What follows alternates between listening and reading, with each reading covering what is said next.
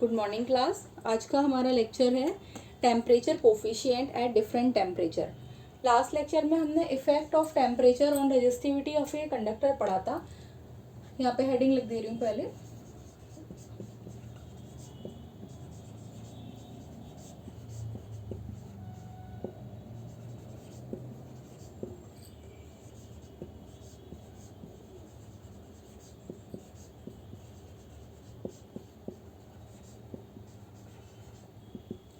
Last lecture में हमने effect of temperature on resistivity of a conductor पढ़ा था। लास्ट लेक्चर में हमने ये फॉर्मूला ड्राइव कर लिया था that R T equal to R naught 1 plus alpha T. इसको हम ऐसे भी लिख सकते हैं R naught 1 plus alpha naught T. ठीक है। हम जानते हैं कि जो भी आपका चालक होता है उसका प्रतिरोध ताप गुणांक तापमान के हिसाब से बदलता रहता है, यानी कि हर एक तापमान पर उसका प्रतिरोध ताप गुणांक स्थिर नहीं होता है। प्रतिरोध ताप गुणांक दो चीजों पर निर्भर करता है। प्रतिरोध ताप गुणांक दो कंपोनेंट्स पर डिपेंड करता है।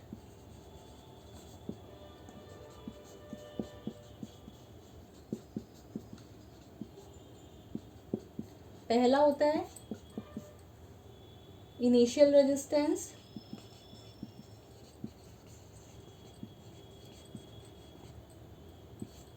दूसरा होता है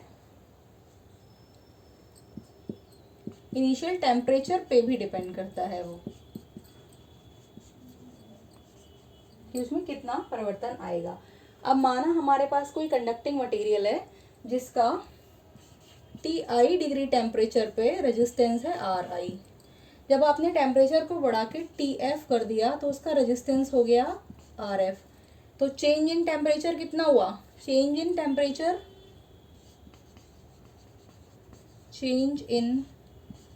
टेम्परेचर तो हुआ आपका Tf माइनस Ti, तथा चेंज इन रेजिस्टेंस हुआ आपका Rf माइनस Ri।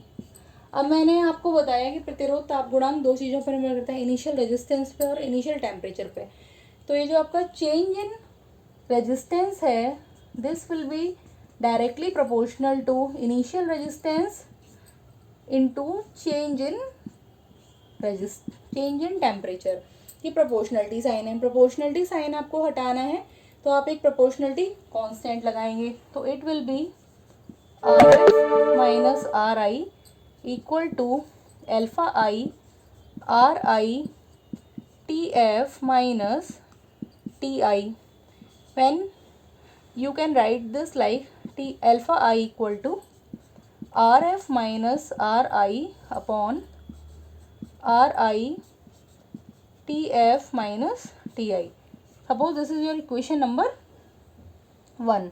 इसको आप नोट कर लीजिए। Alpha i equal to Rf minus Ri Tf minus Ti। ये आपकी इक्वेशन नंबर 1 बन गई। अब आगे बढ़ते हैं। माना हमारे पास एक चालक है और 0 डिग्री सेंटीग्रेड टेम्परेचर पर उसका प्रतिरोध, इसको इक्वेशन को मैं इरेज नहीं कर रही हूँ या ऊपर लिख लेती हूँ सो दैट आपको इजी रहेगा। इक्वेशन यहाँ ऊपर लिख लेती हूँ मैं। Alpha i equal to Rf minus Ri upon Ri Tf minus Ti। माना हमारे पास एक चालक है, उसका 0 डिग्री सेंटीग्रेड पर प्रतिरोध है R0 तथा T डिग्री सेंटीग्रेड पर प्रतिरोध है उसका RT। तो अब ये दोनों वैल्यू, यानी कि इनिशियल टेम्परेचर ये है, इनिशियल रेजिस्टेंस ये है, फाइनल टेम्परेचर ये है, फाइनल रेजिस्टेंस ये है। अब इन वैल्यूज को अगर मैं इसमें पुट करूं तो alpha T will equal to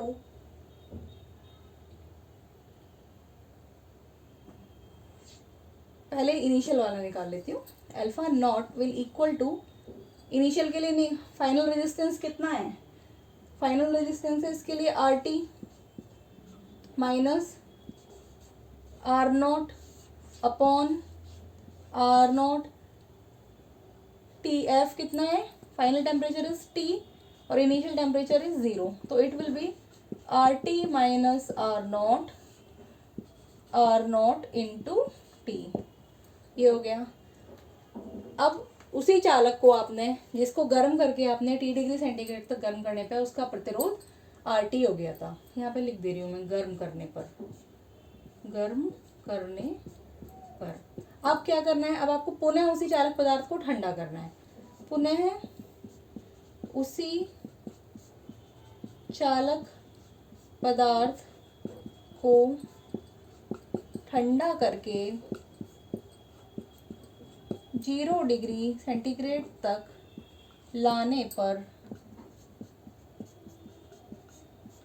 उसका प्रतिरोध पुनः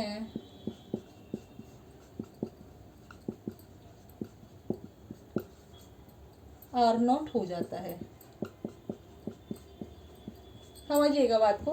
पहले एक चालक था 0 डिग्री सेंटीग्रेड पर, उसका प्रतिरोध R0 था। उस चालक को आपने गर्म किया आपने T डिग्री सेंटीग्रेड तक।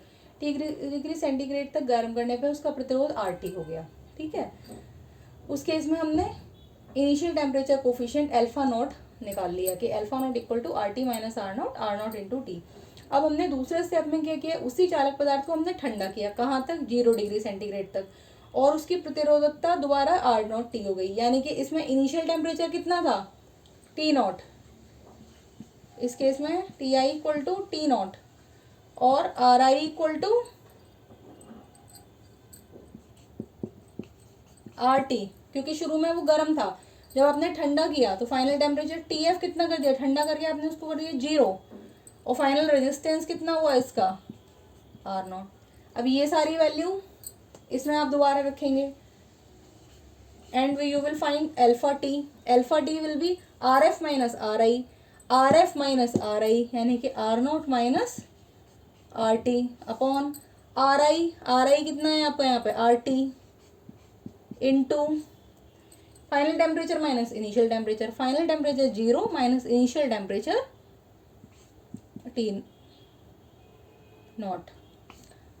T0 नहीं, यहाँ पे T है, मैं गलत नोटेशन यूज कर रही हूँ क्योंकि आपने T डिग्री तक गर्म किया था, इसलिए यहाँ पे T ही यूज होगा। तो इट विल बी, क्योंकि ये माइनस साइन है, माइनस साइन ये ऊपर चला जाएगा, तो it will B RT minus R0 upon RT into T. तो इसको आप इक्वेशन नंबर, क्योंकि ये 1 थी, इसको आप मान लीजिए इक्वेशन नंबर 2 और इसको आप मान लीजिए इक्वेशन नंबर 3। जब आप इक्वेशन नंबर 3 को इक्वेशन नंबर 2 से डिवाइड करेंगे, यानी कि इक्वेशन 3 को डिवाइड करेंगे इक्वेशन नंबर 2 से, तो it will be alpha T upon alpha naught equal to RT minus R0 upon RT into T into R0 into T upon RT minus R0। यहाँ तक कोई दिक्कत नहीं होगी, T से T कैंसिल, इससे ये कैंसिल, तो alpha T upon alpha naught equal to R0 upon RT, और you can write it like, अभी इतना ही रहने दीजिए, आगे ऊपर बताती हूँ।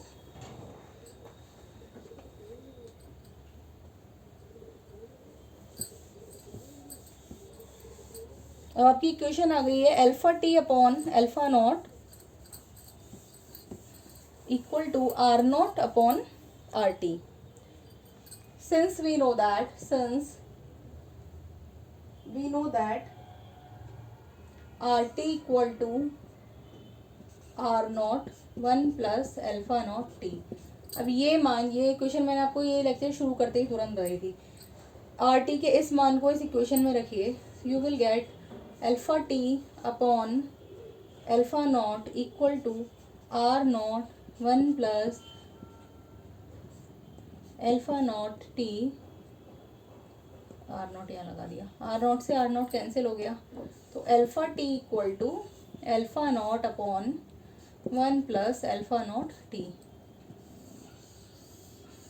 तो किसी टेम्परेचर T पे चालक का प्रतिरोध ताप गुणांक अल्फा उसके प्रारंभिक प्रतिरोध ताप गुणांक पे तथा चेंज इन टेम्परेचर पे डिपेंड करेगा। ये चीज़ एज ए फॉर्मूला यहाँ पे आ गई है। अब हम एक और केस स्टडी करते हैं कि माना हमारे पास एक चालक है। इस इक्वेशन को हम फिर से लिख लेते हैं क्योंकि इसकी बार अभी ज़रूरत पड़ेगी। Alpha T equal to alpha naught 1 plus alpha naught T. Suppose equation है आपकी equation number 4। Suppose this is equation number 4। अब हम मानते हैं कि माना heat degree T 1 degree centigrade पर रेजिस्टिव टेम्परेचर कोफिशिएंट यानी कि प्रतिरोध ताप गुणांक है अल्फा 1 तथा T2 डिग्री सेंटीग्रेड पर रेजिस्टिव टेम्परेचर कोफिशिएंट हो गया अल्फा 2। तो अब आपको तापमान का मान पता है, ताप गुणांक का मान पता है, तो इस इक्वेशन में हम वैल्यू रखेंगे तो alpha 1 will be equal to alpha naught 1 plus alpha naught upon 1 plus alpha naught T1। तो ये तो हो गया तापमान T1 पे प्रतिरोध ताप गुणांक अल्फा 1 तथा अब इसके लिए निकालेंगे alpha 2 equal to alpha naught 1 plus alpha naught T2। अब इसको सपोज ये 1 अपॉन करें हम इसको तो 1 upon alpha 1 will be equal to 1 plus alpha naught T1 upon alpha naught. और इस वाली इक्वेशन में क्या होगा 1 upon alpha 2 equal to 1 plus alpha naught T2 upon alpha naught. Suppose ये वाली आपने मान ली कि ये मेरी इक्वेशन नंबर 5 है तथा ये मेरी इक्वेशन नंबर 6 है। अब अगर आप इक्वेशन 6 में से इक्वेशन 5 को घटाएंगे, इक्वेशन 6 माइनस इक्वेशन 5 आप परफॉर्म करेंगे तो it will be 1 upon alpha 2 minus 1 upon alpha 1 will be equal to 1 plus alpha naught T2 minus 1 minus alpha naught T1 upon alpha naught. 1 से 1 कैंसिल हो जाएगा। Alpha naught T2 minus T1 upon alpha naught. अब इस alpha naught से alpha naught cancel हो जाएगा तो 1 upon alpha 2 minus 1 upon alpha 1 will be equal to T2 minus T1। ठीक है। इस इक्वेशन से अब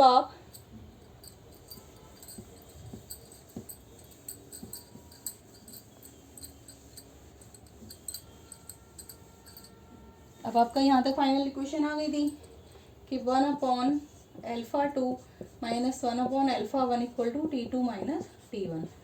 You can find the value of alpha 2 like 1 upon alpha 2 equal to T2 minus T1 plus 1 upon alpha 1। Solve करेंगे जब आप इसको तो it will be alpha 1 T2 minus T1 plus 1 upon alpha 2। तो alpha 2 will be equal to alpha 1 upon 1 plus alpha 1 T2 minus T1।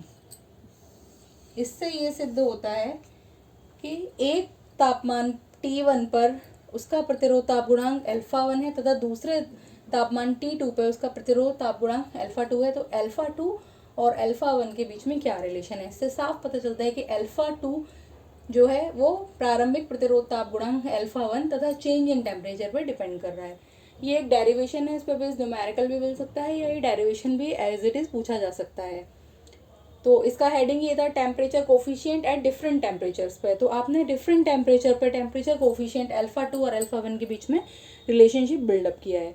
तो I think आपको ये सब समझ में आ गया होगा और आप साथ के साथ इस डेरिवेशन को अपनी कॉपी पे करते चलेंगे तो आपको आगे कोई कठिनाई नहीं होगी। अगर इसमें कोई दिक्कत है आपको तो आप मेरे से व्हाट्सएप ग्रुप पे जितने देर में मैं अटेंडेंस डालने के लिए कहती हूँ उसमें आप मेरे से पूछ सकते हैं अगर किसी को कोई दिक्कत है। तो आज के लिए थैंक यू क्लास।